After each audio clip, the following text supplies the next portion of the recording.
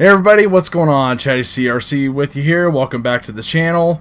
If you're new here, please consider subscribing. Got all kinds of cool things coming up. Got some reviews coming up on that 1200 milliwatt AKK VTX. I got that installed in the NANO GOBLIN, which is back up and running now, running iNav 1.9.1. So we're going to have a lot of cool things coming up with that, as well as doing some more mid-range, long-range stuff. And most importantly, this video and some plasmatry tuning on some quads. So give me a thumbs up, or my thumbs down guy out there, you're there, give me a thumbs down. But anyway, today let's talk about this Tru-D module. So I picked up a Tru-D module a month or so ago after my V1.5 LaForge just maybe seemed not to be cutting it too well, and this was the version 3 flashed with 3.6, and everything was great. I like it, it's working great. And you know, I've tried different antennas on there for my mid-range, long-range, short-range, whatever, and yeah, I'm running like a 5-turn helical and an X-Air patch. And recently they have came out with a new firmware version, which was 3.7, and it went through a couple release candidates, and I tried out all those various release candidates before settling with the normal version, and I was pretty disappointed in the performance. It was really bad and nothing compared to the 3.6. The 3.6 performance was running great, so I wasn't sure if it was a calibration issue or if it was a firmware loading issue. So I tried reloading the firmware a couple times, I tried doing recalibrations a couple times, you know, getting my numbers around that 80 to 380, that 200 point spread, and everything seemed to be just fine. So I noticed it with a couple of my other ships, but recently I had picked up a couple of these super long axes, which I know are good antennas, and I was kind of thinking, well, maybe it's the axis. I wasn't thinking it would be the firmware. But I just flashed back to 3.6 and did a recalibration and a flight, and it's back exactly to the way it was. The video is beautiful. So if you don't want to watch the video, the important thing here is if you have a version 3 module, definitely leave it on 3.6. Or if you're having problems after you went to 3.7, go back to 3.6. So let's take a look at some of the video here, and I'll show you exactly what I am talking about.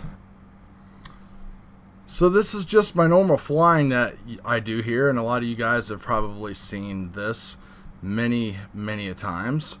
So I'm just taking off, and this is with the same antennas and the same quad running the 3.6 firmware and the 3.7, and you can see I'm already starting to get some breakup, and I was even thinking maybe it's because the trees are kind of like bloomed out and stuff like that now with leaves and everything just killing the signal, but I was getting like nothing. I mean, the breakup and everything, you can see it was really bad, and just totally going bad right here, having to punch out, all kinds of problems, trying to go back down to see how low I could go, and definitely not normal, and you know, to the point where I didn't want to push anything at all, and I wanted to just kind of do a quick lap around to test things and bring it back home. So I'll just kind of skip through a little bit here quickly, and you can kind of see how high I am for reference and all that kind of stuff. And then over here where I'm going to go and start flying right now, this is basically 90 degrees to my right, and I always turn and can punch through this stuff. I actually wasn't even able to punch through it until I first got the Furious. But you can see that the video is fading, and it's starting to go bad and flicker and go bad, and I had to go up and bail out. So yeah, not good. Now this is basically 90 degrees to my right, and I always turn and can punch through this stuff. I actually wasn't even able to punch through it until I first got the Furious. But you can see that the video is fading and it's starting to go bad and flicker and go bad, and I had to go up and bail out. So yeah, not good. So now we'll take a look at today's flight, and it's super windy. Like, it's basically the only thing I could do is really just do this. Let me skip forward here a little bit. So here we go. I'll let this play out, and this is with the 3.6 firmware. And you can see just a slight little glitch there, but nothing at all. Dropping back down low behind the trees, and everything is working good. A lot better. Not getting any breakup at all. Everything is completely beautiful and flyable, except for the crazy amount of wind that I'm flying in, and it really was messing with my quad. I don't know what was going on with the tune here, but you can see I'm able to keep it low and fly out. That's over a kilometer away that I am right now, through the trees, and you know, everything is still flyable, not that high up. If we go ahead and flip forward here, I mean, this is straight ahead of where I'm looking, through a house, through a hill, through a big thicket of forest, and everything is still completely good and flyable. Back here into this corner, super low. This right here is almost a mile away from where my house is.